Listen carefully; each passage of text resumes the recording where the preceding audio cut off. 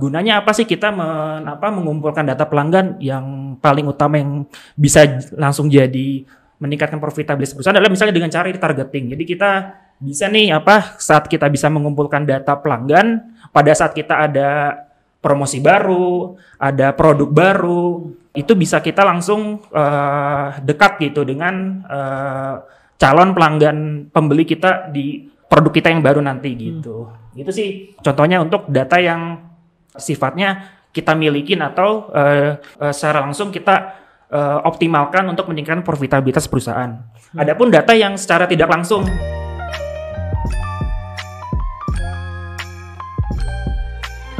Assalamualaikum Juragan, balik lagi di podcast Ngobrol bareng Yubi episode 9.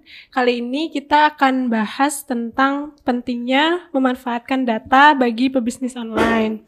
Nah, di sini kita udah bersama Saya Rangga, saya Noval, saya Nanda, dan saya sendiri sebagai moderator ada Sabil. Sebelum kita mulai ke topiknya nih, aku mau nanya dulu ke masing-masing. Mungkin Kang Rangga sebagai pendatang baru di podcast ini. Iya nih, pemula nih. Cemplungin ke sini. Kesibukannya lagi apa nih, Kang? Oke, kesibukannya sih tadi diamanahin lah sama Kang sama Mas J untuk ngelola dan ngembangin produk-produk di Ubisnis lah gitu. Sekarang kami lagi fokus banget untuk develop Ubi Pro versi baru dan tadi improvement di gudang Ubi lah lebih tepatnya gitu. Dari Kang Noval di Yes. Guyup. saya nerusin kerjaan Kang Rangga tuh. Enggak. Saya juga bantu lebih fokus ke gudang Yubi untuk biar gudang Yubi bisa lebih bisa diterima lagi di masyarakat. Ada kalau update terbaru dari produknya adakah, Kang Noval? Yang paling baru tuh kita punya gudang baru di Smesco. Yang pertama satu itu. Terus mungkin yang kedua, bagi yang belum tahu, gudang Yubi itu include dengan sistem delivery. Jadi bukan hanya gudang. Jadi istilah gudang di sini sebenarnya bukan hanya gudang. Kita ini fulfillment, bisa ada delivery-nya dengan mungkin harga yang cukup menarik, Rp9.000 sejawa dan juga 9.000 di Sumatera. Gitu. soft sellingnya keren Flat banget rate, emang ya. flat rate. Nah, tadi bedanya gudang sama fulfillment emang apa, Kang? Jadi kalau gudang kan itu adalah tempat penyimpanan barang. Barang di situ maksudnya barang yang diem gitu. Emang untuk simpan, namanya juga gudang. Nah, kalau fulfillment ini justru seperti tempat untuk transit saja. Jadi barangnya ditaruh di fulfillment atau gudang, tapi perputarannya mungkin 2-3 hari sudah keluar lagi untuk adanya penjualan gitu sih. Lancar, Kang, di Guyup. Amin. Terakhir nih dari Nanda di Yubi Store. Ya fokus gini-gini aja sih sebenarnya lah. Gimana penjualan bukunya atau target marketingnya dan lain sebagainya? Alhamdulillah. Rahasia dong, masa disebutin nggak? Iya, Nanda jago nih jualan buku Total sehari penjualannya bisa jual kan berapa? kemarin. Nggak mau sombong. Menjuruskan banget ya. Sombong. Jadi kayak biar aku aja yang tahu gitu. Biar aku dan Allah aja yang tahu. Oh, kan ini kemarin ada yang terbaru dari packaging pengiriman.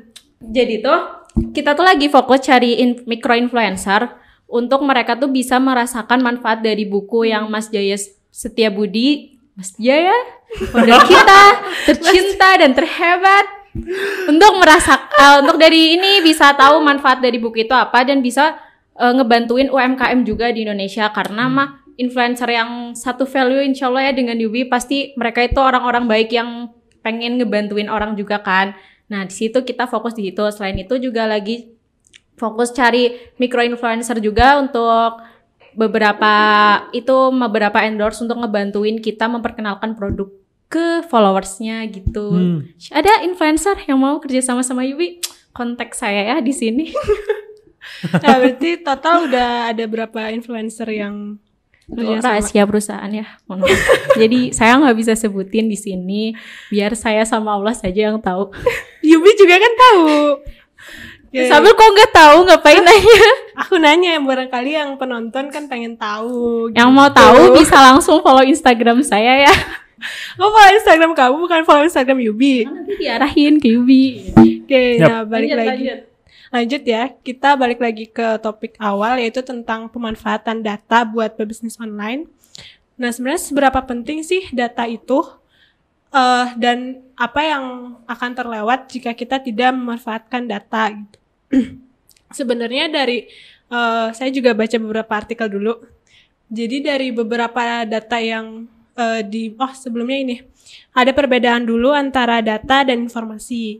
Jadi kalau data itu masih kayak gagasan dan belum tentu ada peristiwa di dalamnya. Tapi kalau informasi itu udah hasil diolah dan udah ada hasil analisisnya. Gitu. Dan seberapa pentingkah data itu? Jadi beberapa manfaat diantaranya itu ada istilahnya CRM atau Customer Relationship Management. Jadi dari CRM ini tuh bisa membantu selling, terus juga operational marketing, juga mengelola marketing, juga operasional untuk memudahkan kebutuhan customer gitu. Nah itu salah satu mungkin ya manfaat dari adanya data. Dan tadi kan kita sebut data-data gitu, dan sebenarnya kan data ini juga cakupannya luas. Dan konteksnya di bisnis pun juga bisa berbeda mungkin dengan konteks data di perkuliahan gitu kan. Nah, apa sih sebenarnya yang dimaksud data dalam bisnis itu? Dan mungkin jenis-jenisnya, kategorinya bisa ada apa aja? Mungkin Kang Rangga. Oke, kalau pengalaman saya yang saya pelajarin gitu, kalau data dari untuk pebisnis online itu kata kuncinya ya ini data ini sebagai aset gitu, aset. Bahkan sekarang perusahaan-perusahaan modern yang sekarang perusahaan-perusahaan besar lah, sekarang tuh aset utamanya adalah asetnya data gitu, udah bukan lagi aset fisik gitu. Ya teman-teman bisa sering dapat inilah informasi gitu, apa perusahaan apa penyewaan rumah terbesar adalah yang nggak punya rumah gitu. Terus perusahaan yang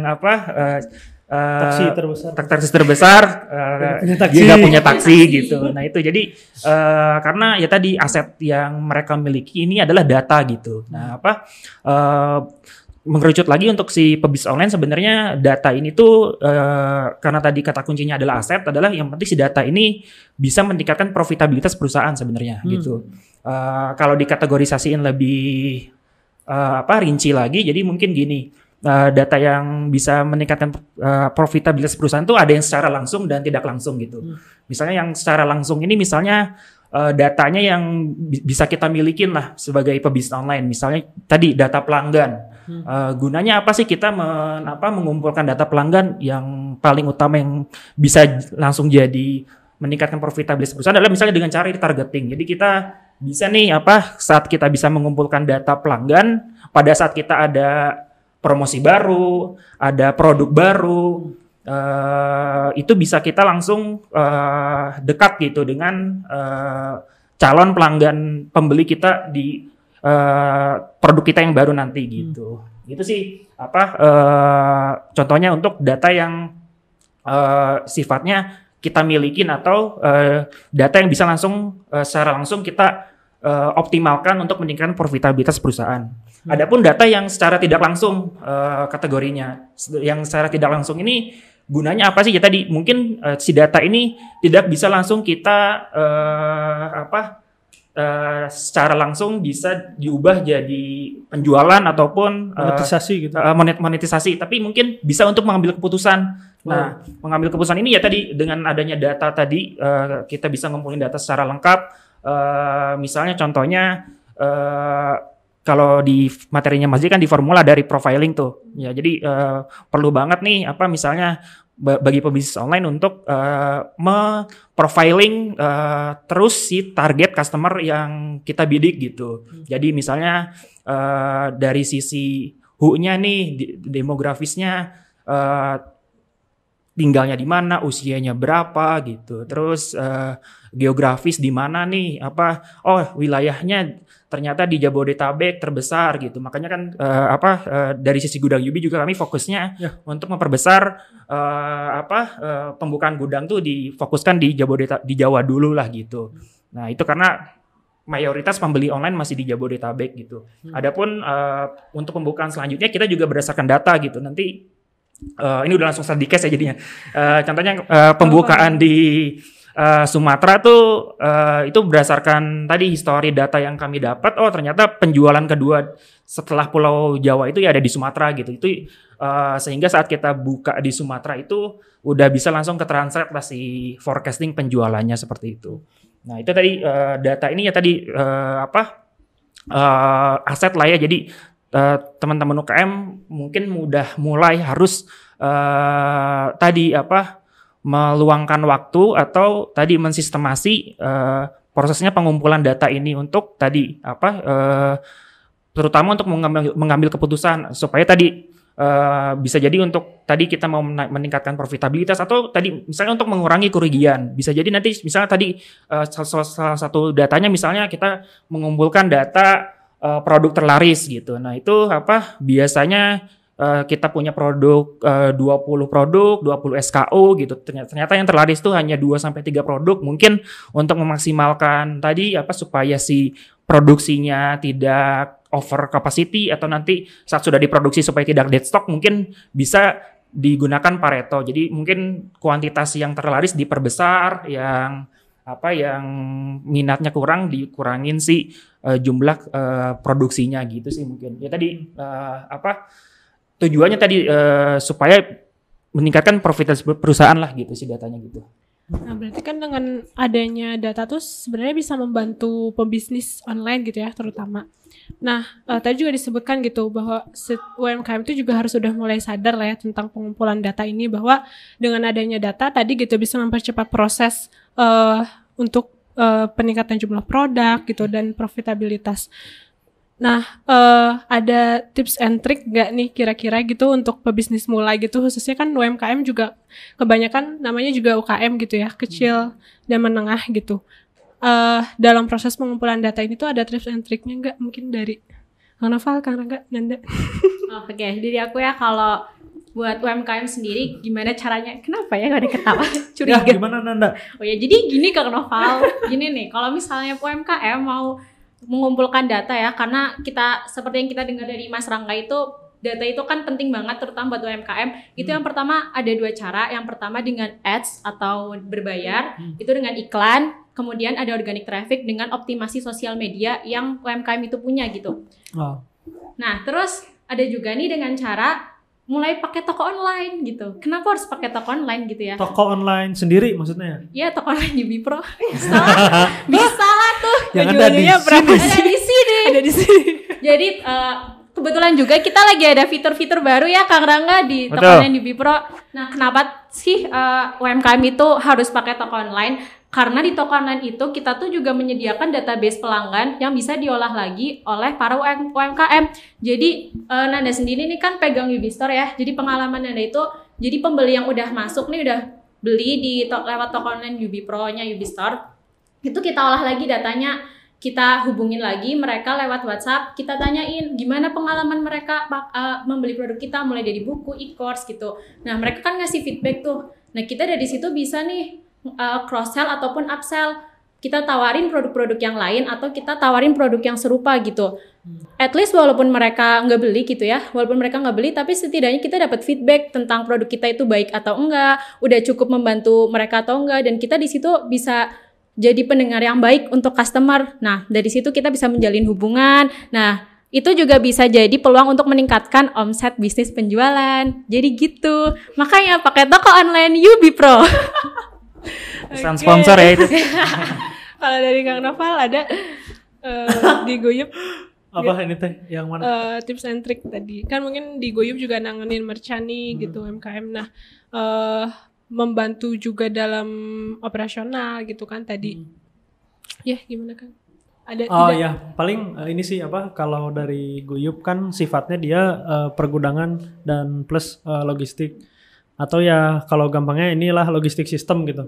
Jadi kalau logistik sistem berarti si pelanggan ini bisa cari tahu nama pelanggannya, mungkin di toko online juga bisa. Cuman di logistik tuh mungkin lebih detailnya bisa tahu nama, lokasi dia beli, maksudnya si pelanggan ini dari mana sih belinya, kemudian berapa sih berat dari si produk ini, kemudian kuantitinya berapa. Nah dari situ kita bisa jabarin, oh ternyata pelanggan saya mayoritas, contoh saya di Bandung, ternyata yang beli tuh banyaknya di Jakarta tuh yang beli. Nah dari situ kan kita bisa lihat, kenapa saya nggak buka toko aja nih di Jakarta gitu untuk toko kedua, karena mereka tuh mau gitu ngirim barang dari Bandung sampai ke Jakarta, bisa salah satunya itu. Terus yang kedua juga bisa lihat, oh ternyata transaksi penjualan itu banyaknya tadi mungkin yang Kang Rangga jelasin di produk yang ini doang nih, yang kategori misalkan rasa coklat aja, yang vanilla enggak gitu. Nah dari situ juga kita bisa mulai, ya udah kenapa kita nggak hilangkan sebagian itu yang vanilla, naikin data yang coklat atau produk yang coklat, terus apa enggak kita buat aja varian coklat yang lain gitu, jadi lebih banyak variasinya. Kemudian juga yang ketiga tadi mungkin dari quantity, dari berat, ternyata sekali orang beli tuh langsung 3 produk gitu, 3 produk yang sama, jadi nggak beli eceran satu doang. Dari situ juga kita bisa mulai tuh bikin si merchant, wah yaudah saya bikin paket bundling aja nih, kalau ternyata sekali beli itu malah kurang gitu. Udah, kenapa kita nggak bikin satu produk tuh di bundling gitu, jadi 3 gitu sih paling kalau dari sisi gudang. Dan ketika coba di bundling gitu lebih ampuh, lebih dari yang sebelumnya. Nah gimana ini Yubi Store? Iya. Jadi gini, kalau misalnya keuntungan kita paket bundling gitu ya, buat kita sendiri itu penjualannya lebih cepat gitu, tapi buat customer itu keuntungannya mereka dapat harga yang lebih murah. Apakah worth it atau enggak? Jelas worth it untuk dicoba gitu loh. Jadi kenapa gitu ya, harus ada nih kita jualan tuh haruslah nyediain si paket bundling ini ya, karena peluangnya tuh besar di paket bundling. Kadang kan ada juga nih customer yang udah loyal gitu sama produk kita, sama brand kita, mereka tuh cenderung akan memilih yang bundling gitu loh, kayak yaudah mas kalian daripada nunggu-nunggu lagi besok-besok juga ongkirnya juga malah jadi berdobel-dobel kan. Dan itu salah satu peluang yang untuk UMKM harus lihat juga gitu dari si paket bundling itu. Nah berarti adanya usulan promosi dengan lewat paket bundling itu juga hasil analisis data penjualan kan, ya, salah betul. satunya. Nah berarti itu juga dapat lagi tuh salah satu manfaat dengan adanya data. Kita jadi bisa nyusun strategi mungkin untuk tipe penjualan yang lebih works atau yang lebih bisa meningkatkan profitabilitas. Nah di masing-masing produk sendiri nih, dari pengalamannya di Yubi gitu ya, adakah pengalaman menarik gitu ya terkait dengan data ini yang mungkin kan dalam pekerjaan kita sehari-hari bisa jadi gitu, tadi kita menemukan akhirnya menemukan cara unik gitu ya untuk dalam mengolah data gitu, yang akhirnya tadi gitu bisa meningkatkan profitabilitas gitu pada ujungnya. Kang Rangga? Oke, mungkin paling sering kami gunakan, misalnya contohnya di saat mendevelop produk, misalnya data ini bisa kami gunakan untuk misalnya memprioritaskan fitur mana nih yang bakal kita launching duluan gitu. Nah ini bisa berdasarkan pengguna kita mayoritas nih si minatnya apa, behavior dia menggunakan produk kita itu seperti apa. Oh mungkin misalnya kebanyakan si pebisnisnya ini beriklan, misalnya mencari trafficnya menggunakan traffic source, Facebook Ads, Instagram Ads, Google Ads gitu. Nah mungkin pada saat kita mendevelop misalnya toko online di Yubi Pro, ya tadi kami berusaha untuk memfasilitasi tadi tools-tools yang bisa membantu advertiser ini beriklan dengan cepat. Misalnya di Yubi Pro kami prioritaskan misalnya integrasi dengan Facebook Pixel Tracking, terus dengan Google Tag Manager untuk Google Ads, terus kami lengkapin juga misalnya integrasi sama katalog dynamic product ads-nya Facebook, supaya nanti saat si merchant ini pengen beriklan, dia tidak perlu lagi ngupload produknya satu-satu nih tiap offer. Jadi udah berdasarkan katalog produk yang sudah diupload di Yubi Pro sebelumnya gitu. Nah itu contohnya. Terus misalnya dari sisi marketing, waktu itu sempat juga pegang Yubi Pro.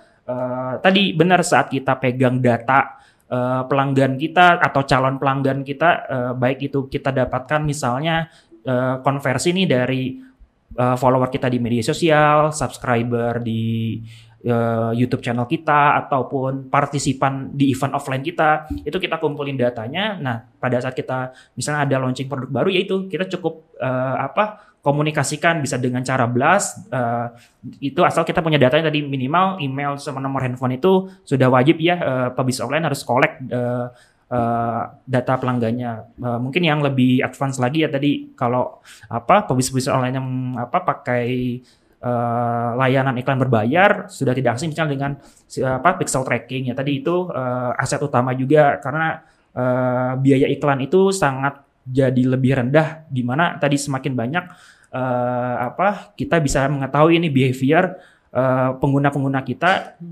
yang browsing lah di toko online kita. Jadi dia tuh seringnya lihat produk ini, ataupun dia misalnya udah add to cart belanja ini gitu. Nah, di Facebook Pixel Tracking tuh kita bisa tracking itu sehingga nanti kita bisa lakukan promo spesifik, misalnya untuk si orang yang ngelihat produk ini mulu tapi nggak check out nih, misal kita kasih diskon khusus misalnya, terus yang masukin keranjang belanja tapi nggak menyelesaikan pesanannya, misalnya kita ingetin kasih gratis ongkir segala macam, atau ya tadi cukup diinformasikan aja kamu mungkin kelupaan nih, mungkin dia pas belanjanya lagi di jalan belum sempat udah keburu misalnya naik transportasi umum jadi belum selesaikan, nah itu bisa kita ingetin lagi gitu. Terus misalnya yang paling utama nih dari si marketing juga, misalnya kita bisa kumpulin ini data-data dari mana nih si penjualan ini terjadi, traffic source-nya dari mana aja gitu. Nah itu kemarin di UB Pro juga kami ukur nih datanya, mana campaign-campaign yang paling menghasilkan penjualan paling banyak, menghasilkan leads paling banyak. Jadi pada saat kita mau scalable iklannya, maksudnya mau di-push lagi nih, diperbesar lagi jangkauannya, kita nggak perlu menyebarkan semua iklan. Jadi ya cukup iklan-iklan yang konversinya paling bagus, sehingga biaya marketing juga jadi efisien, berpengaruh nanti di akhir margin keuntungan perusahaan juga makin besar gitu. Yaitu kalau kita aware lebih ke data gitu ya, jadi kita tidak buta lah untuk mengambil keputusan mana hal yang harus kita pilih, iklan mana yang harus kita jalankan, konten mana yang paling bagus untuk pelanggan kita, terus produk mana yang harus kita produksi. Yaitu semuanya baiknya teman-teman bisa kan simpan datanya secara rapi gitu, supaya tadi nggak salah mengambil keputusan untuk bisnis teman-teman di kedepannya gitu sih. Jadi keinget juga ini aku Apple apa Amazon gitu ya, lupa. Kan tadi tuh yang sebenarnya udah bisa dilacak juga dari pelanggan mana yang udah nggak masukin barang kita ke keranjang. Yeah. Nah waktu itu tuh Apple kalau nggak salah bikin klaim kan, mereka ngadain promo, terus dalam sekian siapa yang check out gitu ya, saya yang udah bayar duluan, barang itu bisa sampai hanya sekian menit ke rumah mereka. Nah itu tuh karena sebenarnya tadi gitu Apple tuh udah megang data-data konsumennya kan, dan mereka juga udah tahu siapa yang udah ngemasukin barangnya ke keranjang. Jadi begitu mereka check out tuh sebenarnya bisa jadi barang itu udah di packing gitu, jadi ya beneran tinggal dikirim gitu barangnya, dan jadi bisa secepat itu. Dan mereka juga punya skala berapa meter dari misalkan nih kawasan Bandung sini. Nah mereka juga nyiapin di situ ada bagian ekspedisinya, jadi pengantarannya beneran bisa lebih cepat gitu sih. Tadi aku keinget itu gitu, dan itu juga mungkin jadi salah satu faktor juga betapa pentingnya data untuk pebisnis gitu. Kang Noval ada tanggapan? Ya, mungkin ini kalau di kan gudang Yubi kan pergudangan. Sebenarnya kan kalau pergudangan ini lebih bagusnya lebih rapat, maksudnya secara lokasi gudang tuh makin banyak gitu. Tujuannya supaya distribusinya pun semakin merata gitu. Jadi misalkan gudang cuma ada 2, Jakarta sama Solo misalkan, kemungkinan kan sebenarnya Jawa Tengah atau yang lebih timur juga nggak, distribusinya lebih jauh kan ke mereka gitu. Sebagai contoh gini, jadi kalau distribusinya makin rapat, produk-produk kayak frozen food itu bisa transit, kualitasnya lebih terjaga, dan nyampe ke customer juga bisa lebih cepat. Nah, mungkin kalau di gudang Yubi itu kita ngelihatnya data tadi berguna untuk next tuh kita buka gudang di mana, mungkin itu jangka panjangnya. Kita lihat ternyata banyak nih dari Bandung ternyata yang ngirim ke gudang kita yang di Depok. Ya kenapa nggak kita buka aja di Bandung, karena ternyata banyak nih yang mau naruh di Bandung. Nah itu bisa jadi salah satu action plan ke depan. Terus juga tadi misalkan kita lihat transaksi di gudang, wah ini kategori makanannya banyak yang frozen, kita harus invest di infrastruktur yang mana nih, di ekspedisinya kah, di truknya kah, di mobilnya yang pakai chiller, atau cukuplah kita investasi chiller lebih banyak di gudang. Nah itu juga bisa jadi decision lagi gitu ke depannya, mana nih yang lebih profit.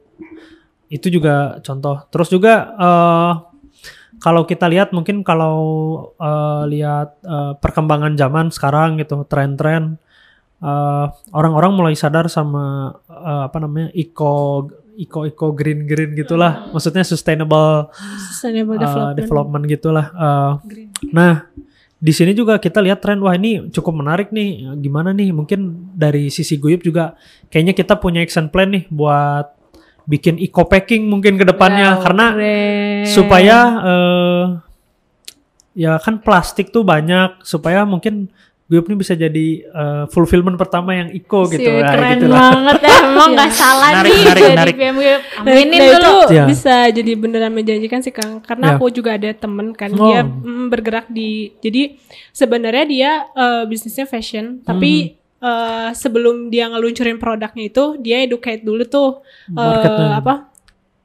apa istilahnya audiens sosial medianya gitu, bahwa apa sih yang menjadi kelebihan mereka tuh, salah satunya tadi di packaging yang eco friendly itu, dan ternyata pas mereka ngeluncurin produknya tuh jadi justru meningkat penjualannya tuh, itu salah satu yang menarik itu karena packaging mereka eco friendly gitu. Sebenarnya kalau aku sendiri gitu ya ngelihat dari bajunya mah ya kurang lebih kayak baju pada umumnya, tapi itu yang karena di awal sebelum jadi mereka diferensiasinya sebelum mereka launching produk mereka beneran itu, mereka udah educate dulu tuh. Aku juga awalnya ngiranya ini teh apa bisnisnya gitu, karena lumayan lama tuh mereka educate dulu tentang pentingnya tadi gitu, menjaga lingkungan dan lain sebagainya.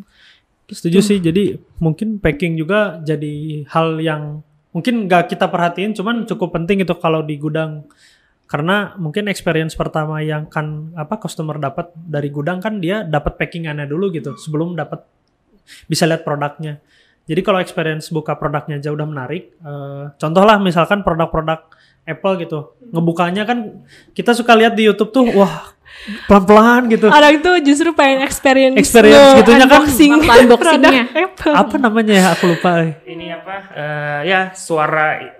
suara itu sampai di mikrofonnya tuh dideketin terus dengerin nih gitu. ASMR. Nah yang gitunya kan jadi nilai plus gitu. Nah mungkin kalau di kita jadi lebih ngejar ini gimana nih biar customer tuh kalau dapat produk dari gudang UB bisa dapat experience itu gitu. Karena kita udah lihat secara data eksternal tuh maksudnya data-data di YouTube lah, maksudnya data-data yang kita lihat, wah ini orang kayaknya kalau buka box nih pada di video-videoin. Nah gimana nih, apa bisa diterapin nggak? Cuman dengan cost mungkin yang masuk terus juga bagus gitu. Oke, ini rada sedikit melenceng tapi masih tentang terkait data gitu. Kan ini berarti di bidang tadi gitu ya, bisnis online, terus tadi betapa istilahnya pentingnya data, atau mungkin sekarang istilah lebih masyhurnya gitu ya, lebih terkenalnya juga ada istilah big data. Berarti itu terkait data pribadi konsumen nih gitu.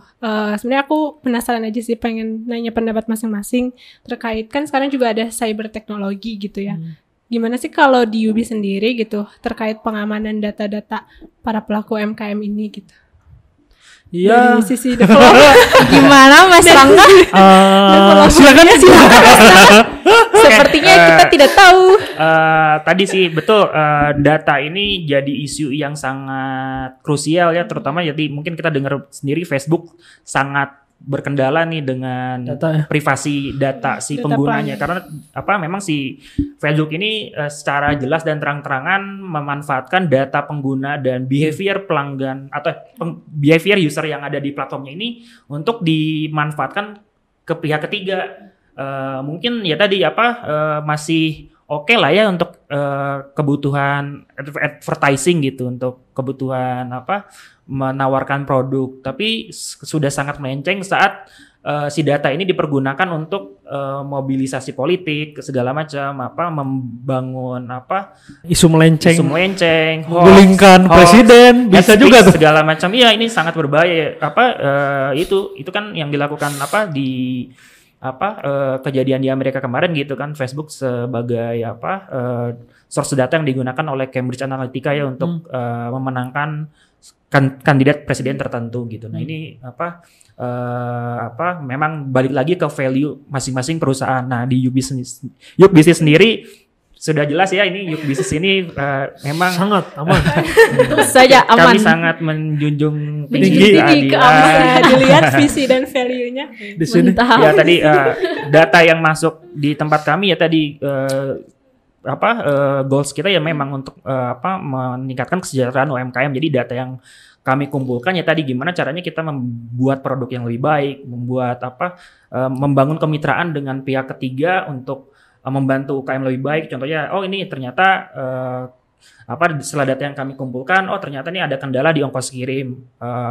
Kami berusaha untuk jadi alternatif solusi, misal dari marketplace. Nah ini gimana solusinya dari data yang kita ambil? Ternyata beban terbesarnya di ongkos kirim. Ya tadi kami membangun kemitraan dengan data yang ada. Kita share datanya, maksudnya kita present data yang kami punya, misalnya dengan pihak ketiga, contohnya dengan JNE untuk membangun tadi satu produk baru, lini produk baru untuk jadi solusi UKM selanjutnya gitu. Nah itu dengan tadi balik lagi dengan kita punya data yang rapi, ini kita bisa gunain nih, baik itu untuk kita bisa mengetahui perilaku konsumen lebih bagus, lebih spesifik lagi kan kita ya maksudnya kalau pebisnis online yang baru-baru ya tadi yang dicari adalah produk market fit ya, gimana produk kita bisa fit sama market gitu. Dan selain itu juga tadi data ini bisa untuk mengambil keputusan tadi untuk meningkatkan profitabilitas, mengurangi risiko kerugian, bahkan tadi data ini juga bisa kita gunakan untuk menarik investor atau mitra baru gitu. Karena ini yang maksudnya sangat krusial di era sekarang gitu. Banyak banget ya maksudnya secara aset mungkin perusahaannya tidak cukup besar, tapi dengan tadi dia punya data yang sangat komprehensif yang bisa tadilah kita bisa cross sell, bermitra dengan saling promote segala macam ya tadi asal datanya komprehensif itu bisa dilakukan gitu. Menarik. Hanafa ada tanggapan tentang Menarik. Kalau data buat atau- Guyup sih kurang mungkin sudah dijelaskan ahlinya tadi, cuman yang saya tahu tuh kan zaman dulu tuh ada industri dari industri mesin uap yang lain-lain, terus kita ke teknologi mulai dari penemuan komputer. Di situ kan pelanggan juga mulai coba-coba tuh pakai pekerja sih terutama mencoba komputer itu untuk meningkatkan produktivitas kerjanya gitu. Nah langsung kita tarik ke depan banget, ada mungkin yang Facebook kemarin jelasin tuh metaverse tuh kan kita interaksi secara virtual dengan bagus gitu. Nah tadi mungkin dengan isu yang cukup berat juga Facebook mungkin kurang menjaga data pelanggannya, bisa jadi kita mau ke metaverse nih percaya nggak sih sama si Facebook gitu kan? Apakah si teknologi ini malah jadi bumerang balik gitu ke kita, bisa jadi kayak gitu. Nah beda cerita yang saya dengar tuh mungkin Microsoft kan dia beneran jaga data dia, nggak pernah di-share, kalau nggak tahu ya, nggak pernah di-share ke si pelanggannya. Dua company ini tuh mau bikin metaverse. Sebenarnya kita tahu nih data itu penting banget. Nah bisa jadi step selanjutnya teknologi ke metaverse tuh yang paling dilihat tuh malah privacy-nya gimana sih sebenarnya. Bisa jadi Facebook duluan yang ngegedein aku pengen metaverse, tapi Microsoft yang ngomong kedua, bisa jadi Microsoft yang menang karena dia yang lebih ngejaga datanya. Jadi kalau aku lihat sih data itu sangat penting dalam dalam industri ke depannya gitu. Terutama dalam menjaga trust. Menjaga trust dan si customer itu tuh pengen make produk mereka gitu. Gen Z, Nanda. Aku sederhana aja sih jawabannya, kayak yaudah sesuai apa yang udah disampaikan Kang Rangga, cuman lebih ke ini aja ya, buat para UMKM kayak setelah mendengar podcast ini kan jadinya harus lebih aware tentang data gitu ya, betapa pentingnya data. Dan itu tuh memang benar-benar bisa dimanfaatkan kita untuk gimana sih kita kayak ini interaksi dengan customer. Dari data itu kan kita jadi tahu nih segmentasinya di umur berapa atau berapa, itu juga bisa jadi ini untuk membantu kita menentukan konten apa yang ingin disajikan di sosial media, karena sosial media kan harus kita optimasi tuh untuk mendatangkan traffic organik. Jadi traffic organik itu nanti bisa menghemat biaya iklan kita. Nah kalau misalnya secara organiknya udah bagus, kita bisa nyajin konten yang sesuai dengan segmentasi market kita, behavior mereka, kita udah bisa baca itu, justru malah mungkin benar-benar bisa menghemat budget iklan, malah lebih kuat di organiknya gitu. Jadi itu penting banget sih. Apalagi kalau sekarang kan kalau di marketplace sendiri itu kan udah perang-perangan harga dan database-nya juga nggak ada kan. Nah itu kenapa sih buat para UMKM itu harus mulai hijrah ke toko online? Salah satunya itu kita karena harus udah aware tentang data juga dan untuk menghindari persaingan yang tidak sehat di marketplace itu sendiri gitu sih Teh. Yang paling baru itu tuh konten-konten challenge yang share dong KTP kamu atau nama panggilan kamu ya, usia kamu, sayang, tanda tangan kamu, ya semua aja tuh bisa jadi nggak ada bisa jadi panggilan. Penipuan kan sekarang banyak yang ketipu karena ada share siapa sih nama panggilan kamu itu. Benar. Nanda misalnya nama kecilnya siapa Nan? Dipanggil di rumah. Enggak. Ditipu sama kalau ditipu. Ya, udah bisa aja tuh kalau aku jahat kan Nanda nih dipanggil kecilnya Nondo gitu kan. Terus aku tahu nomor telepon ibunya, ya tak telepon kan. Ini Nondo, oh ini teman kecilnya Nanda nih karena yang tahu Nondo si Nanda. Ya, akhirnya aku minta transfer kan ke ibunya itu versinya lebih bagus ya kalau kita udah tahu lebih detail betul tuh orang tersebut. Hati-hati. Tadi ini memang jadi dua mata pisau ya, tadi kita menggunakan data untuk hal yang baik atau yang hal buruk yang buruk gitu. ya, tadi tergantung balik lagi ya ke makna sukses kita. Jadi emang lebih banget.